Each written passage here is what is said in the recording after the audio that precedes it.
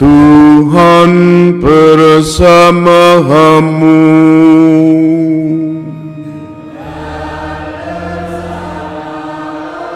Inilah Injil suci menurut Matius.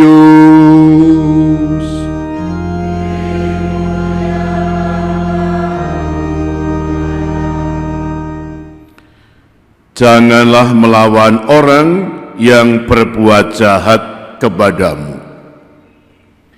Dalam khotbah di bukit, Yesus berkata, "Kalian mendengar bahwa dahulu disabdakan, mata ganti mata, gigi ganti gigi. Tetapi aku berkata kepadamu, janganlah kalian melawan orang yang berbuat jahat kepadamu. Sebaliknya, bila orang menampar pipi kananmu, berikanlah pipi kirimu. Bila orang hendak mengadukan engkau karena mengingini bajumu, serahkanlah juga jubahmu. Bila engkau dipaksa mengantarkan seseorang berjalan sejauh 1 mil, berjalanlah bersama dia sejauh 2 mil. Berikanlah kepada orang apa yang dimintanya, dan jangan menolak orang yang mau meminjam sesuatu daripadamu." Demikianlah sabda Tuhan.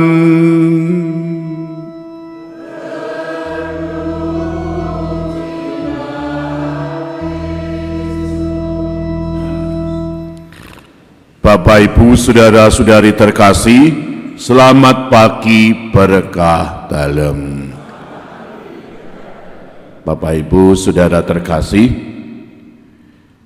hari-hari ini dari media kita bisa mendengar berita mengenai ketegangan Israel dengan Iran. Dan dunia khawatir karena Iran disinyalir punya nuklir. Kalau ini dibiarkan, perang nuklir, perang dunia ketiga akan terjadi, dan dampaknya pasti ke seluruh dunia. Sementara Iran tidak mau berembuk dengan Israel. Wah, ini kan bahaya sekali ini. Kalau terjadi perang modern, perangnya itu sudah memakai alat teknologi, padahal itu nuklir, dah nanti korbannya banyak sekali, dampaknya luar biasa. Inilah yang disebut budaya kekerasan, saling balas dendam, tidak mau ada yang berhenti, dan buahnya apa? Membuat banyak orang resah. Nah, kondisi seperti ini yang juga dirasakan oleh Yesus menjadi background bacaan Injil hari ini. Yesus memberi contoh tentang peribahasa. Dulu pernah dikatakan ada peribahasa mata ganti mata, gigi ganti gigi. Ini mengungkapkan budaya kekerasan yang dialami oleh kehidupan binatang di hutan rimba. Singa, harimau, kalau berhadapan dengan musuh yang ditampakkan pertama apa? Giginya, taringnya, dan matanya.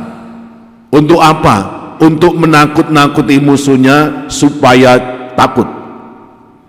Dan ternyata kadang kehidupan budaya kekerasan yang dialami oleh binatang di hutan rimba ini kadang diadopsi, digunakan oleh manusia.